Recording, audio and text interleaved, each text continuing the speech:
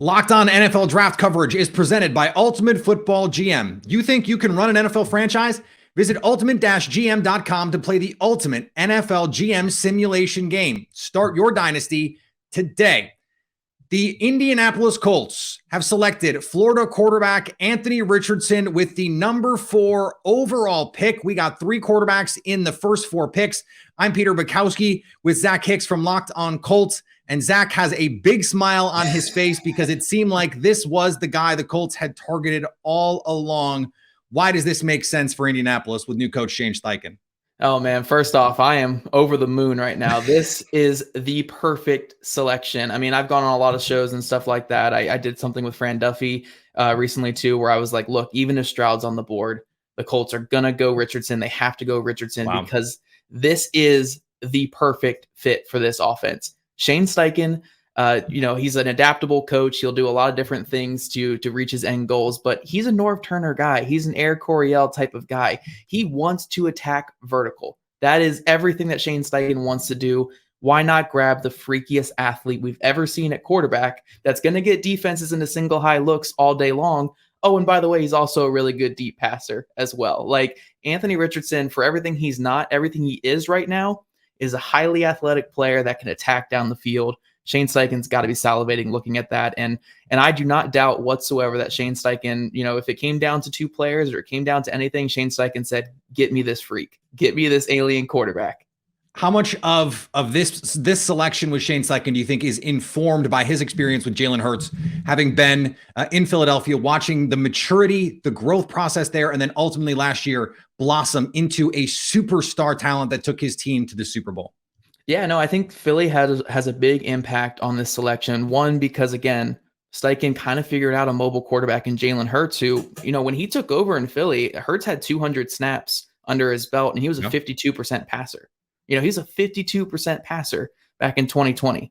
He takes in Jalen Hurts, gets him up to the 60s in year 1, now gets him up to 68 last year % passer. Now, I'm not saying that's going to be the same exact thing for Anthony Richardson, but he finally, he kind of figured out how to work out that kind of passer. And then I think another thing with the Philly connection is Brian Johnson, the QB coach turned offensive coordinator. Shane Steichen has a close relationship with him, and Brian Johnson was at Florida with Anthony Richardson. So I don't doubt whatsoever he leaned on that connection. And if there were any questions whatsoever, I'm sure he asked Brian Johnson, like, what do you think of this kid? He has the talent. Can he be that next star? And ultimately, again, the Colts, they definitely believed in that, and they made him the 4th overall pick. The last few years, it seemed like the Colts were on that veteran quarterback hamster wheel. First, it's Phillip Rivers, then Carson Wentz, then Matt Ryan. I guess Sam Ehlinger counts in there a little bit. Why was now the right time to hit reset on this? Because Jim Irsay seems like the kind of owner who wants these results now, but this feels like, okay, we're going to take our time, new head coach, now the franchise quarterback, and you move forward. Yeah, what's actually fascinating about this all season is the Colts are not really in that we need to win right now mode. It's we were trying the Band-Aid route the last 3 years. Like everything was Band-Aid, Band-Aid, Band-Aid. And we were only looking forward to that next season. We were not really planning for the season out. And a lot of that is because Phillip Rivers had way too much success in that one season in 2020, way too much success. So they kept thinking they were only just one more Band-Aid away from getting, a deep playoff run. Last year was kind of that gut check for everyone in the organization. It was, we are not just a quarterback away. We're not just a Band-Aid away. So we're going to bring in this young offensive coordinator to be our head coach, give him a 6-year deal, let him get his guy at quarterback. And we're going to start playing, yes, we want to have success in 2023, but our goal is not just 2023 now. It's also 2024, 2025, and 2026, and so on. So I think a lot of this process has been the Colts being like, look, we have time.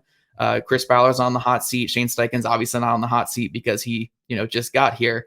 You guys do your thing and put all your chips in on who you think could be the best quarterback. I don't care if they're the best quarterback in 2023. I care that they're the best quarterback in 2025, 2026. So everything about this process said that, from the free agent deals they gave out to kind of the direction of the roster. And again, Anthony Richardson's kind of really indicative of that process there.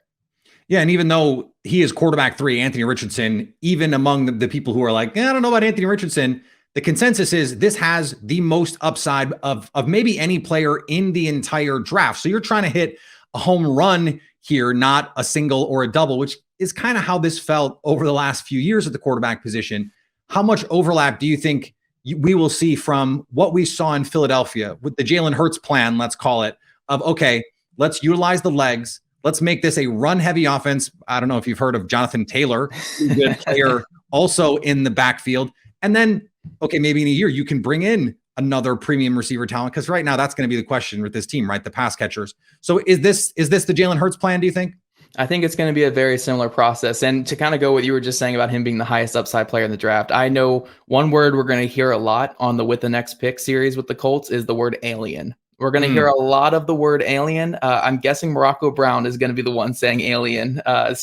You guys will see that here in the next couple of days. But yeah, no, I think it's going to be very much the Jalen Hurts plan, where year one, the goal is to be the best rushing offense in all of football. We're going to have this power run game. We're going to lean on Jonathan Taylor. We're going to lean on the threat of Anthony Richardson's legs.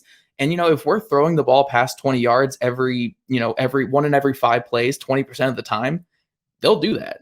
They will do that. Keep tacking downfield, keep opening up those run lanes and leaning on that until Anthony Richardson is where you want him to be as a passer. So I think they have the long-term plan set. Jalen Hurts set kind of set it up for them. Obviously, you can look at guys like Josh Allen too in Buffalo and kind of see that plan and how that went out. But I think the Colts are set up. I think they're one of the best teams set up for Anthony Richardson to hit his potential. I mean, if you're Anthony Richardson's camp and you're looking around all the teams that were up high, this is the team that you wanted to go to. You want to go to Shane Steichen. You wanted Jonathan Taylor. You wanted, I know they didn't have a great season last year, but, Quentin Nelson and Braden Smith and all them on the offensive line. You wanted this destination for Anthony Richardson. So I think, again, just like me, everybody's happy right now.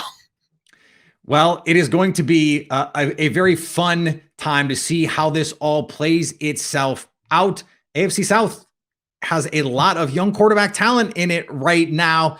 For more on the Colts draft and all things Indianapolis Colts, be sure to subscribe to Locked On Colts, part of the Locked On Podcast Network, your team every day. Zach, thanks.